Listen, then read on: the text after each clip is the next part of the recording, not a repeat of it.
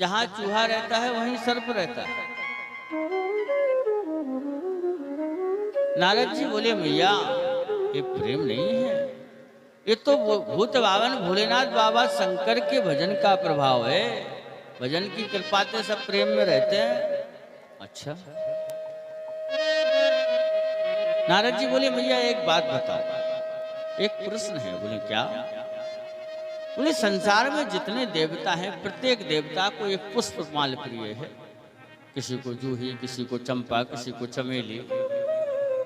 लेकिन ये भगवान शंकर कैसे देवता हैं जो मुंडमाल पहने हैं? और आपको पता है माँ ये मुंडमाल किसके हैं?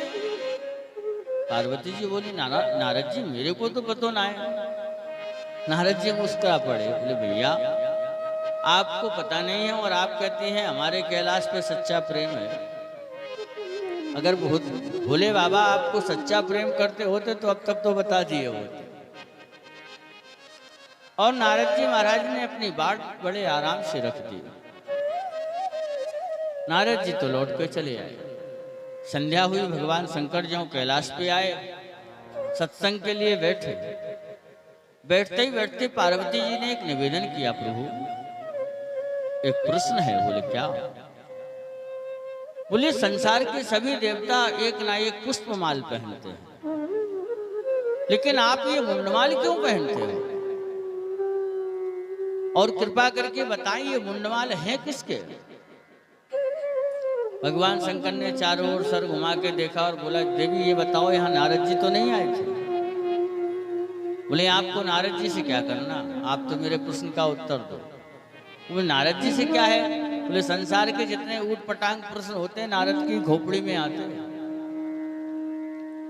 भगवान शंकर ने कहा देवी सत्य बतावे? बोले हाँ। बोले ये जो मुंडमाल है किसी और के नहीं, आपके ही हैं। अब तो और हंसी आ पड़ी। पार्वती जी ने कहा महाराज एक बात बताओ, हम इतनी बार मर गई आपको बुखार हो नहीं आओ? भगवान शंकर ने कहा देवी हमने वह भगवान की मंगलमय दिव्य अमृतमयी कथा सुन रखी है जिसके कारण से मौत नहीं हो सकती। यद्यपि महापुरुष कहते हैं हमारे यहाँ दो व्यक्तियों की मौत नहीं होती, एक तो किसी योगी की मौत नहीं होती और दूसरा ज्ञानी की मौत नहीं होती। योगी क्या करता है? योगी अपने प्राणों को योग के माध्यम से ब्रह्मरंध्र कर लेता है। यमदूत तो आते हैं प्राण ढूंढने शरीर में, लेकिन मिलते ही नहीं, चले जाते हैं ढूंढ के। भगवान के भक्तों के प्राण पता कहाँ रहते हैं? बोले ठाकुर जी के चरणों के नीचे। यमदूत आते हैं, शरीर टटोलते प्राण ही नहीं मिलते। ले प्राण बसत पद रेखन में, परमात्मा के श्री चरणों के नीचे प्राण बसते हैं। जम ढूंढत हैं पर पावत नाही। यमदूत तो बहुत ढूंढते लेकिन मिलते ही नहीं, तो चले जाते हैं। वो देखा जाए तो इस दुनिया में कोई नहीं मरता। संत तो कहते हैं भैया जाता नहीं है कोई दुनिया से दूर चल के, सब यही मिलते कपड़े बदल बदल के।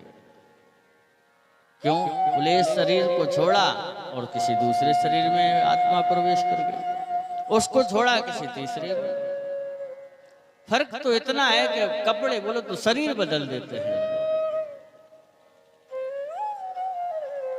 मैया पार्वती ने भगवान से निवेदन किया प्रभु हम चाहते हैं आप कृपा करें, जो गूढ़ तत्व जो अमर कथा है वो जो आपने सुन रखी है वो हमें भी सुना दो, ताकि बार बार जो जन्म लेने का मरने का हमारा चक्र चलता है वो समाप्त हो जाए।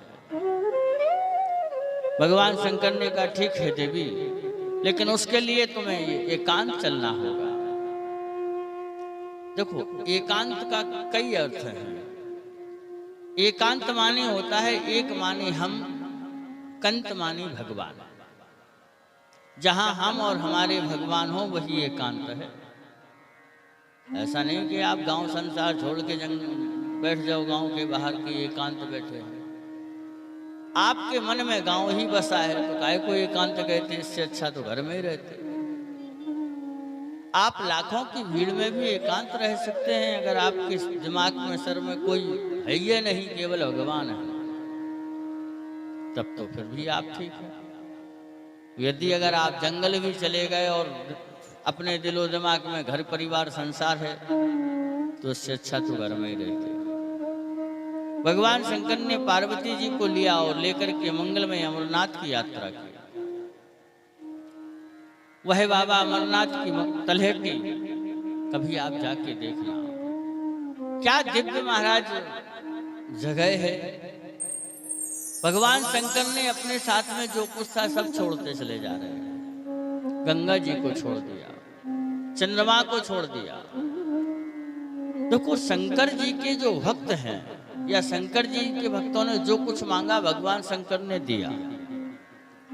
अगर शंकर जी ने कुछ नहीं दिया तो उसका नाम है ना दिया। वैसे तो शंकर जी के लिए कहा गया है, देने में दिलावर जमी आशमा तलक कोई नहीं, देखा ना ऐसा फैयाद जमाने में। क्या बात है, हमारे भोले बाबा से आप कुछ भी मांग लो वही दे देते, बोले ले जाओ हमें कुछ नहीं रखे। अगर कुछ शंकर जी ने नहीं दिया तो उसका नाम है ना दिया, नाम ही है उसका ना दिया, जिसको हम लोग नंदी कहते हैं। कारण बोले भगवान शंकर धर्म पे विराजते हैं। शंकर जी सब छोड़ सकते हैं लेकिन धर्म नहीं छोड़ते। लेकिन आज नंदी को भी छोड़ दिया। आप लोग अमरनाथ जाएंगे तो एक जगह पड़ती है बेलगांव, आज की भाषा में उसको पहलगांव कहा जाता है, जहां से चढ़ाई प्रारंभ होती है। नंदी को छोड़ दिया, सुंदर सी एक गुफा में प्रवेश कर गए और वहां एक शर्त रखी गई, देवी हम कथा कहने जा रहे हैं, ध्यान से सुनना, लेकिन शर्त यह है कि जब हम कथा कहें तो आप कोई शब्द उच्चारण करते रहे, जिससे कि हमें पता चलता रहे कि आप कथा सुन रहे हैं। क्योंकि भगवान शंकर हमारे आपके जैसे कथावाचक तो है नहीं कि नेत्र खोल के कथा कहें, वो तो आंख बंद और सीताराम शुरू। छत्तीसगढ़ में आज भी प्रथा है, कथा होती है तो एक व्यक्ति सामने माइक लेके बैठता है। जब व्यास जी कथा कहेंगे तो बीच बीच में वो बोलता है हाँ हाँ भैया, हो भैया, मानो वो संकेत देता है, जिसको हुंकार कहा जाता है वहां, कि हम कथा सुन रहे आप कहते रहो। पार्वती जी ने कोई शब्द उच्चारण करने की तय कर ली और कथा प्रारंभ कर दी। भगवान शंकर ने वहां डमरू इत्यादि बजाया, जो भी पशु पक्षी थे सब भाग गए थे। लेकिन ठाकुर जी की अहेतु की कृपा, वहां एक पक्षी का अंडा रखा रहा। और अंडा किसका था, बोले शुकतुंड, तोते का अंडा था। कथा प्रारंभ हुई, कथा की कृपा से, भगवान की कृपा से वो अंड फूटा, उससे एक पक्षी निकला। और तोते की एक विशेषता है, पक्षियों में तोता सबसे श्रेष्ठ माना गया है बुद्धि मामले में। आप जो भी शब्द बोलेंगे वो पकड़ लेगा, वो बोलने लग जाएगा। जो शब्द पार्वती जी बोल रही थी वो सुनता रहा। और कालांतर में हुआ क्या, मैया तो समाधिस्थ उतर गई और वो पक्षी शब्द को बोलने लगा। देखो एक बहुत अच्छी बात, लोग कहते हैं महाराज कथा में एक बहुत बड़ा विघ्न है। क्या? बोले कथा में नींद बहुत जल्दी आती है। ऐसा ही कहते आप लोग, बिल्कुल ठीक बात। हम तो कहते हैं भैया लोग लाखों रुपए बर्बाद कर रहे हैं, डॉक्टरों को देते हैं, डॉक्टर साहब ऐसी कोई टैबलेट दे दो, ऐसा कोई इलाज कर दो कि हमें नींद नहीं आती। हम तो कहेंगे जिसको नींद ना आए वो भगवान की कथा में आ जाए। भगवान की कथा में नींद आने का कारण, बोले ठाकुर जी की कथा मंगल में फूलों की सैया है। नींद कब आती है? जब मन शांत होता है। आप अच्छे बिस्तरों पे लेटे हो, नींद नहीं आएगी क्योंकि मन संसार में घूम रहा है। वो कथाओं में नींद क्यों आती है? बोले इसलिए आती है कि आपने मन से सुना, वो मन शांत हुआ तो आप समाधि में उतर जाते हैं। जैसे ही भगवान शंकर ने कथा प्रारंभ की, पार्वती जी सो गई और वह सुख सावक वो शब्द सुन के बोलता रहा। ज्यों कथा पूरी हुई तो जयकार लगा, बोलो शंकर भगवान की जय हो। जैसे ही जय लगा, पार्वती जी जाग गई। जागते ही जागते कहा, हाँ प्रभु सुनाओ कथा। शंकर जी बोले, देवी कथा सुनाए, और इतनी देर से तो सुना रहे। बोले क्या? बोले एक राजा थे। शंकर जी बोले, एक राजा तो 4 घंटा पहले थे, लेकिन आज झूठ नहीं बोले। क्यों नहीं बोली? पार्वती जी जानती हैं कि एक बार झूठ बोला तो अपने बाप के घर में जाके मरना पड़ा। यदि अगर आज फिर झूठ बोल दिया तो फिर पता नहीं क्या होगा। इसलिए स्वीकार कर लिया, प्रभु हम सो गए।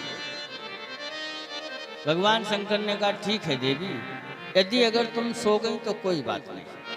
देखिए ये कथा किसने सुनी? चारों ओर देखा तो एक सुख बैठा है, तोता। ओ, भगवान शंकर ने अपना त्रिशूल उखाड़ा। वो त्रिशूल किस लिए? बोले इसका वध करेंगे।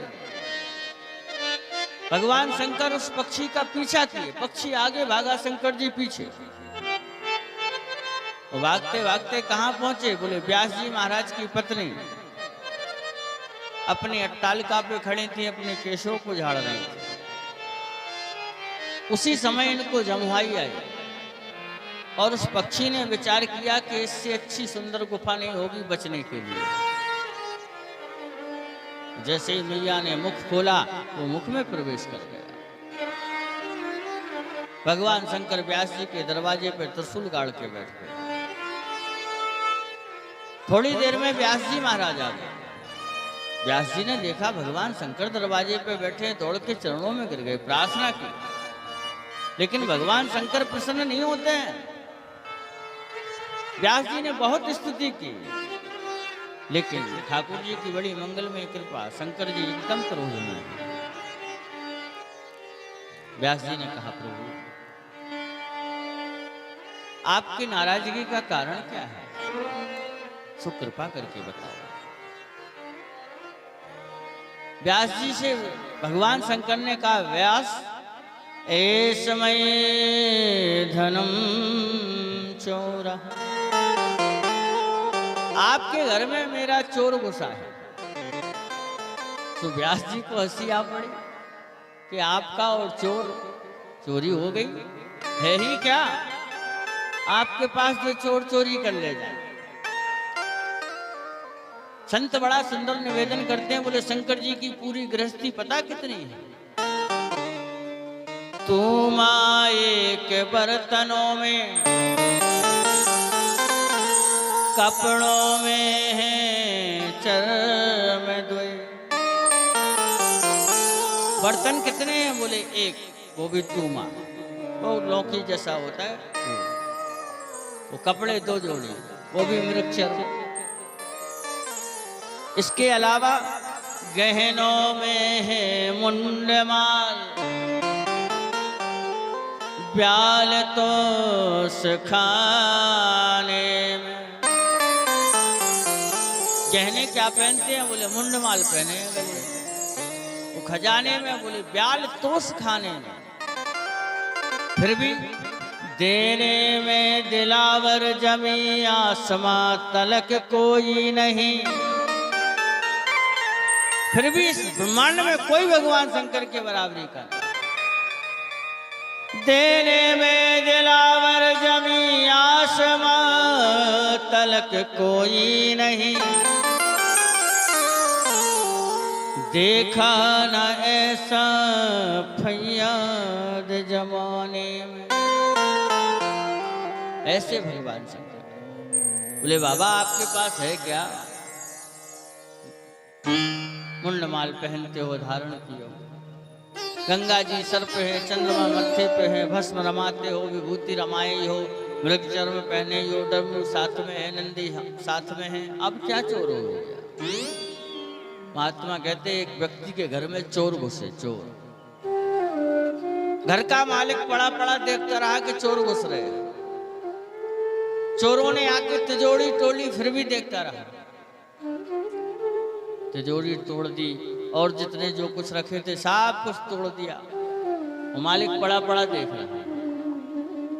पूरी रात चोरी इधर उधर करते रहे चोर सामान, उसने कुछ नहीं बोला।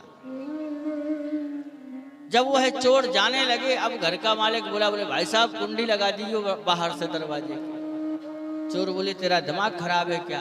क्यों? बोले कुंडी लगा के करूंगा क्या? पूरी रात बेकार हो गई तेरे घर में, ढूंढते ढूंढते चवन्नी नहीं लगी।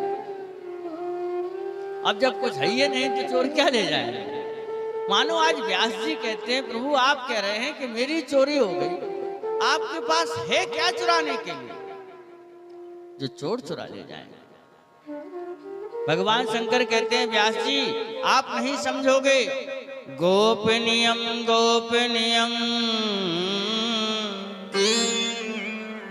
गोपनीयम प्रयत्नतः। उस दिव्य पदार्थ को हमने इतना गोपनीय, इतना गूढ़ तरीके से रखा था कि कोई जल्दी नहीं ले जाएगा। क्या सुना है उसने? क्या चुराया है? बोले उसने भगवान की मंगलमयी अमर कथा को सुन रखा है। बोले आप उसको पकड़ के क्या करोगे? बोले मारेंगे। व्यास जी ने कहा प्रभु क्या हो गया है आपको? आप कहते हैं वो अमर कथा सुन रखा है, तो फिर कैसे मरेगा? ओ शंकर जी समझ में आ गई कि राम राम राम, अब काहे कोई मरने वाला।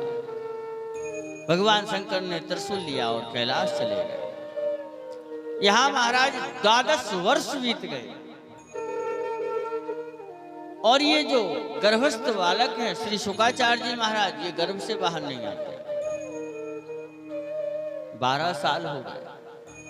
एक दिन व्यास जी सामने बैठ करके निवेदन किए, अरे तू कौन है? क्या अपनी माँ की जान ले लेगा तभी बाहर निकलेगा? बाहर क्यों नहीं निकलता है? गर्भ से आवाज आई, पिताश्री चिदानंद संदोह शिवोहम शिवोहम। पिताजी आप कहते हैं बाहर आ जाओ। बाहर तो हम आ जाएंगे, लेकिन क्या लेकिन? बोले हमें भगवान की माया से डर लगता है। व्यास जी ने कहा चिंता मत करो, हम हैं। बोले यही तो रोना है, यही माया है। लोग कहने को कह देते हैं कि हम हैं, लेकिन कोई किसी का नहीं है। सिर्फ अपना कार्य सिद्ध करने को कहते हैं हम हैं। नियम क्या है? माया क्या करती है? बोले भूमि गिराभ धावर पानी। भूमि गिरत धावर पानी। भूमि गिरत धावर पानी। भूमि गिरत धावर पानी। जनो जीव है जाल फुटारे। जनो जीव माया लपटानी। माया लपटानी। जैसे बोले आकाश से एक बूंद पृथ्वी पे गिरती है, थोड़ी देर तक तो बूंद दिखती है कि ये पृथ्वी पे गिरी, फिर पता चलता है कहाँ है। वही बूंद इस धूल में ऐसे मिल जाएगी महाराज के आप देख के भी नहीं पता चला पाओगे। ऐसे ही जब कोई बालक जन्म लेता है तो थोड़ी देर तक रोता है, कहाँ कहाँ कहाँ करके। इसके बाद एक छोटा सा बालक जन्म लेता है, और इससे देखो कोई कहता है हम पापा बन गए, कोई कहता है हम मामी बन गए, कोई कहता है हम नाना बन गए, कोई कहता है हम चाचा बन गए। पता नहीं कितने रिश्ते उसके ऊपर लाद दिए। तो देखा जाए तो कुछ किसी का भी कुछ नहीं है। यही माया है, थोड़े ही समय में सब भूल जाएगा। शुक्राचार्य जी ने कहा हम गर्भ से बाहर तब आवेंगे जब माया रुकेगी। व्यास जी ने जाकर के भगवान से प्रार्थना की, प्रभु हमारी पत्नी के गर्भ में कोई है और वो 12 वर्ष हो गए हैं, गर्भ से नहीं निकलता। हमने कहा कि कब निकलोगे? तो वो कहता है कि जब भगवान माया रोकेंगे तब।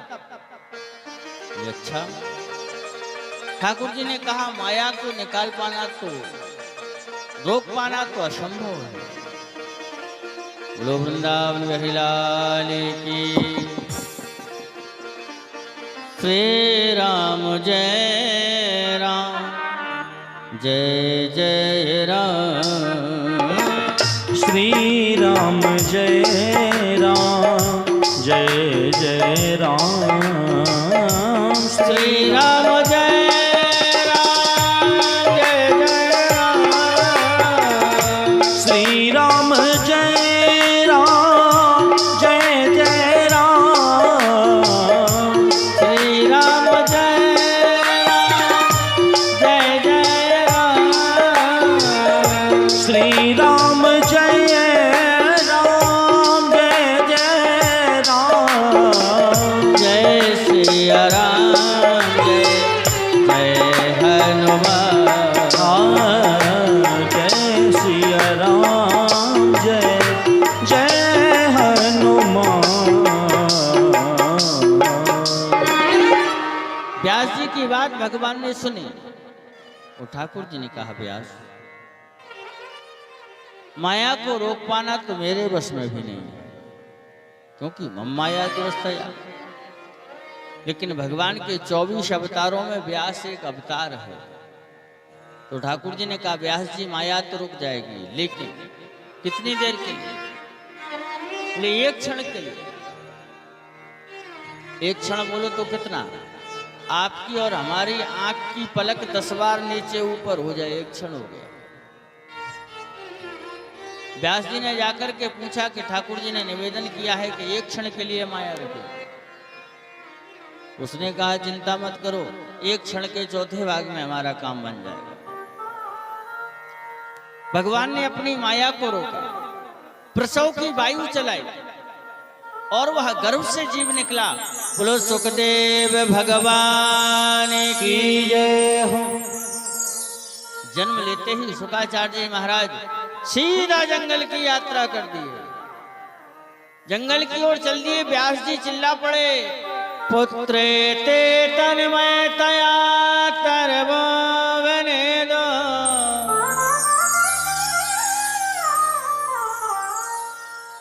व्यास जी चिल्ला रहे हैं, हा पुत्र हा पुत्र हा पुत्र। बोलिए वृंदावन बिहारी लाल की जय हो।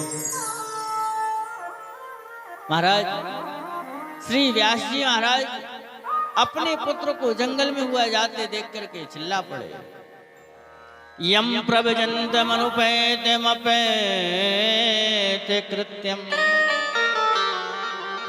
द्वैपायनो विरह कातर्या जुहाव। पुत्रेति तन्मयतया तरवो वनेदो। स्तं सर्वभूत हृदयम् मुनिमानतोऽस्मि। व्यास जी हा पुत्र करते हुए जंगल में भागे। पूज्य श्री शुक्राचार्य जी जंगल के लिए चल गए। महात्मा कहते हैं रास्ते में कुछ देवियां स्नान कर रही थी। उन देवियों ने जो व्यास जी को आते हुए देखा तो कुछ मर्यादा की। व्यास जी महाराज ने उन देवियों से कहा, अरे तुम बाबरी हो गई हो क्या? क्यों?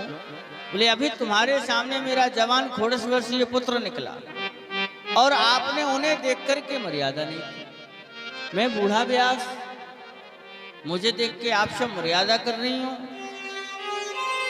उन देवियों ने कहा, व्यास जी क्षमा करना, आपके जो पुत्र हैं वो परमहंस हैं, उन्हें तो ये भी पता नहीं है कि हम स्त्री हैं या पुरुष।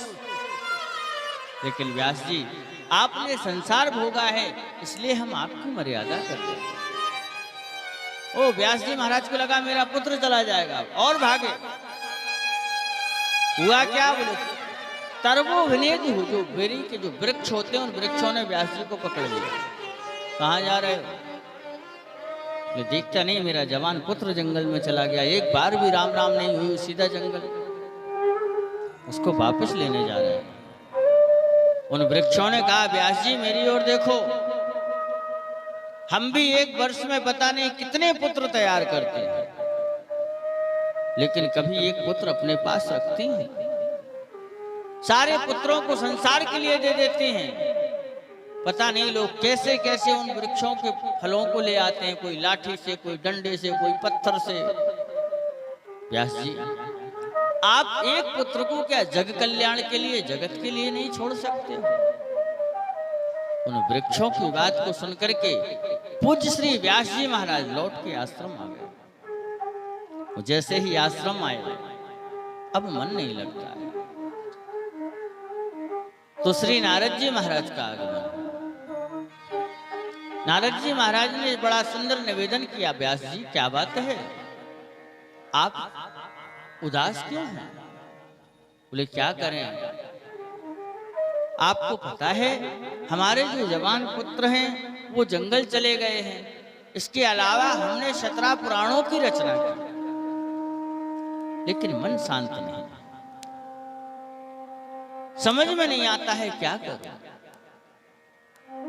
पूज्य श्री नारद जी महाराज ने कहा, व्यास जी अब आप संतों के चरित्र को गाओ। संतों के चरित्र के गाने से क्या होगा? बोले संतों के चरित्र के गाने से आपका मन शांत होगा। और अपना ही पूर्व जन्म सुना दिया। कहा, व्यास जी ये जो तुम्हारे सामने नारद खड़ा है, ये मेरे हाथों में जो मंगलमय वीणा है, ये कोई साधारण वीणा नहीं है। फिर बोले, देव दत्ता मिमाम वीणा सर्वब्रह्मा विभूषिता। ये जो मेरे हाथों में वीणा है, ये गौलोक बिहारी सरकार की कृपा से प्राप्त हुई है। और ये नारद पहले सीधा नारद नहीं था, अपना ही पूर्व जन्म बताया कि पहले मैं दासी पुत्र था। मेरे गांव में कुछ संत आए, संतों की सेवा में हम माँ बेटे लग गए, उन संतों से हमने दीक्षा ली, उन संतों ने कृपा की। मेरी माँ को एक सर्प ने डस लिया, माँ तो भगवान के दिव्य धाम चली गई, और मैंने श्री बद्रीनाथ में जाकर के दिव्य भजन किया, जो संतों ने हमको मंत्र दिया था। और मेरा जब शरीर पूरा हुआ तो मैं भगवान के दिव्य धाम में पहुंचा, और वहां भगवान ने मंगलमय वीणा दे दी, जिससे हम भगवान का नाम संकीर्तन करते हैं। श्री व्यास जी महाराज को नारद जी ने चतुश्लोक की भागवत दी, 4 श्लोक की भागवत। देखो, व्यास शब्द का अर्थ होता है, व्यास माने जो विस्तार करे, है? उसका नाम व्यास। पूज्य श्री व्यास जी महाराज ने ग्रंथ लिखने को तैयार हुए, गणेश जी महाराज की सहायता ली। वो जब लिखना आरंभ किया महाराज तो दिव्य 16,000 महामंत्रों की संगीता, 18,000 महामंत्रों की संगीता, और 300 महाराज 63 अध्याय, 12 स्कंध। वैसे तो उसमें 365 अध्याय थे, लेकिन महात्मा कहते हैं कि पता नहीं कुछ आज के समय के लोगों ने 1-2 अध्याय कम कर दिए। अब 12 स्कंद की संगीता तैयार कर दी। अब और थोड़ा विचार करने लगे।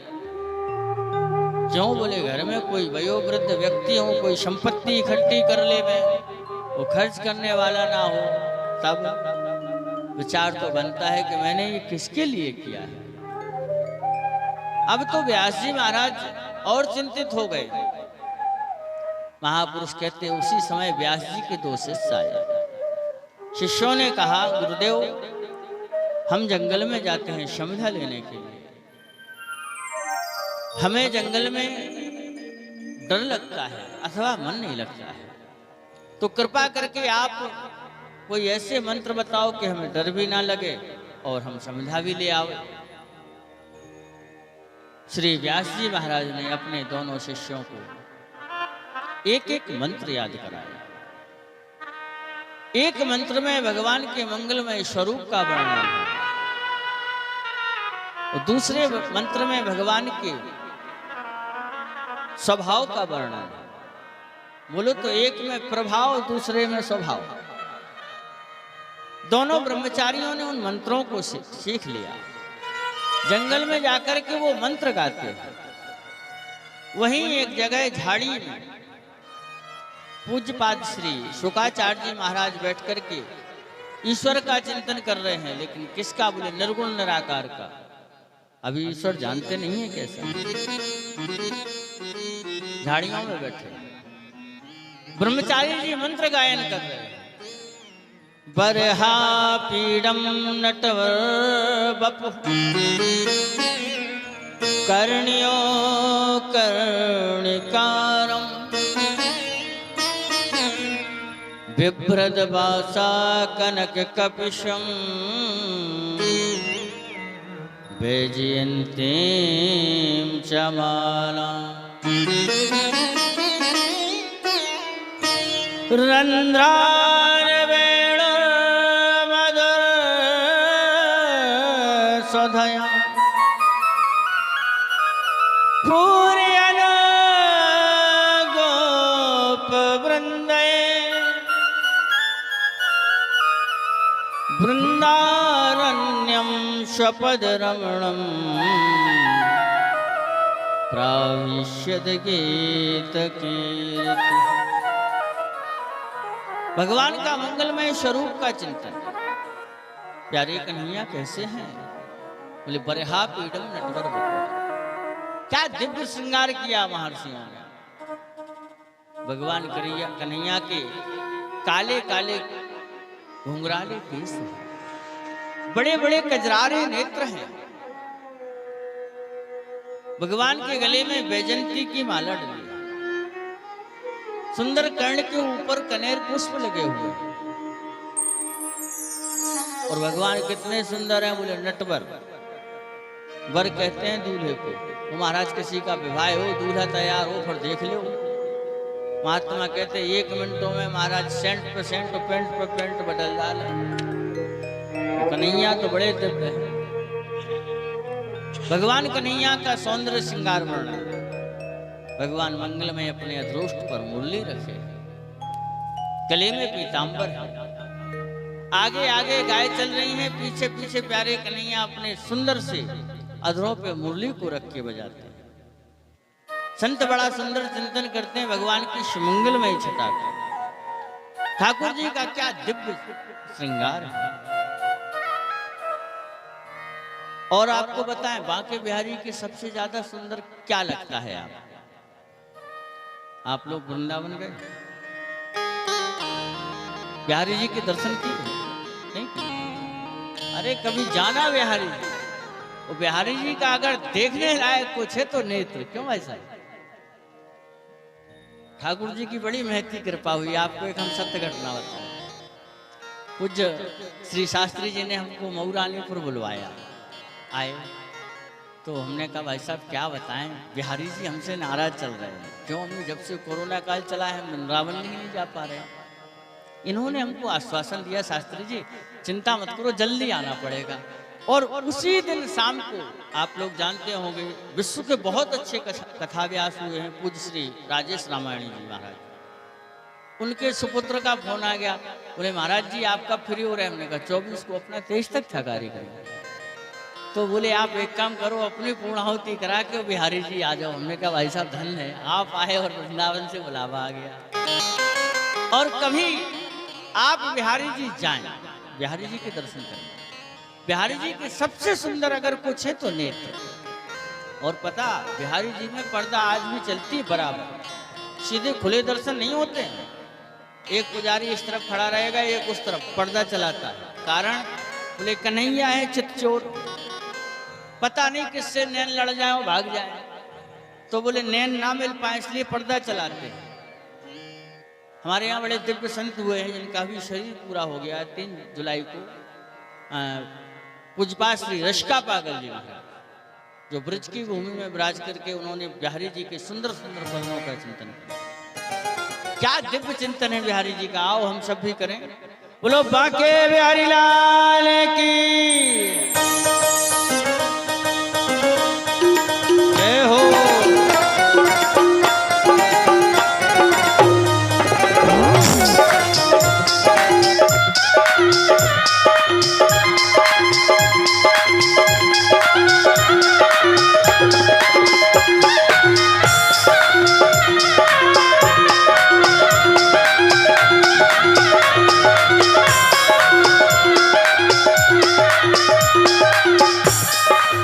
हो तेरे मोटे मोटे, हो तेरे मोटे मोटे नैन कजरारे, मैं जाऊं तो पे बलिहारी। तेरे मोटे मोटे नैन कजरारे, मैं जाऊं तो पे बलिहारी, मैं जाऊं तो पे बलिहारी, मैं जाऊं तो पे बलिहारी, मैं जाऊं तो पे बलिहारी, मैं जाऊं तो पे बलिहारी। तेरे मोटे मोटे